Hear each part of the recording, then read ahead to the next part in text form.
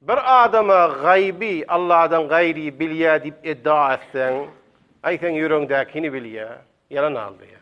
İnnehu alim bizat-ı sudur.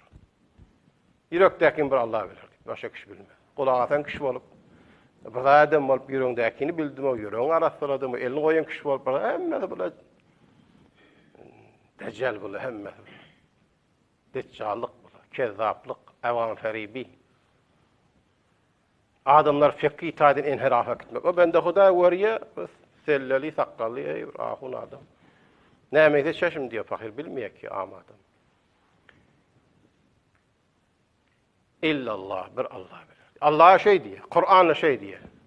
Bir adam Allah'dan gayri gayb bilirse yalan aldı ya. Eger şu ayanı okuyan da ýende bilýärse dinden çykar. Şol ayanı inkar et, ya Kur'an'ı inkar et. Ya Kur'an'a bir ayette, iki ayette, köp ayetler diýip.